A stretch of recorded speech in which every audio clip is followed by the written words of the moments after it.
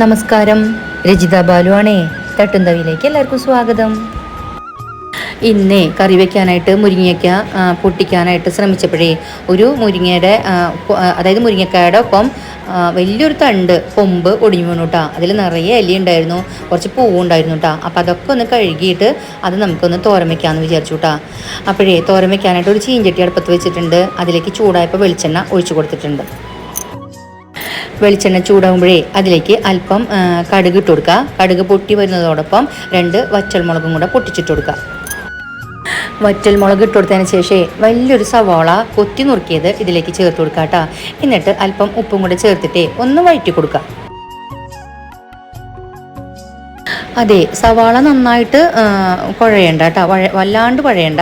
ആ സമയമാകുമ്പോഴേക്കും നമുക്ക് ഇതിലേക്ക് 3 പച്ചമുളക് ചെറുതായിട്ട് അരിഞ്ഞതും കൂടെ ഇട്ട് കൊടുക്കുക. എന്നിട്ട് നന്നായിട്ട് അതും കൂടെ ഒന്ന് വഴറ്റി കൊടുക്കുക. പച്ചമുളകൊന്ന് വാടിക്കഴിഞ്ഞാലേ നമുക്ക് ഇനി ഇതിലേക്ക് നമ്മുടെ ചതമുളക് ചേർത്ത് കൊടുക്കാം കേട്ടോ. ആവശ്യത്തിനുള്ള ചതമുളക് ചേർത്ത് കൊടുക്കുക.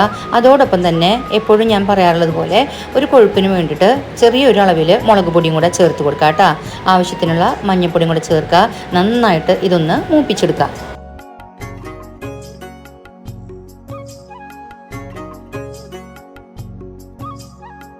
നമ്മൾ നേരത്തെ ഉപ്പ് ചേർത്തിട്ടില്ലെങ്കിൽ ഈ സമയത്ത് ചേർക്കുക.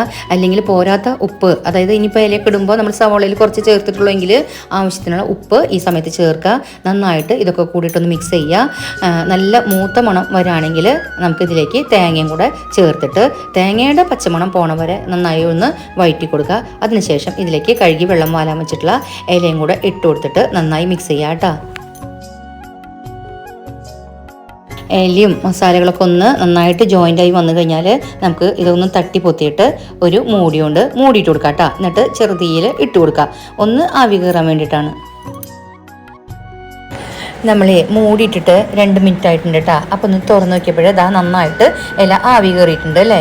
ഇനി നമുക്ക് മൂടി ഒന്ന് തുറന്ന് വെച്ചിട്ട് കുറച്ച് നേരം ഇത് ഓപ്പൺ ആയിട്ട് തന്നെ ഇതുപോലെ ഒന്ന് ഇളക്കി മിക്സ് ചെയ്തിട്ട് ചെറുതീയിൽ വേവിച്ചെടുക്കാം കേട്ടോ. അപ്പോൾ ഇതാ ഇത്ര പണിയുള്ളൂ കേട്ടോ മുരിങ്ങര ഇല വാട്ടാനായിട്ട് അല്ലെങ്കിൽ തോരൻ വയ്ക്കാനായിട്ട്.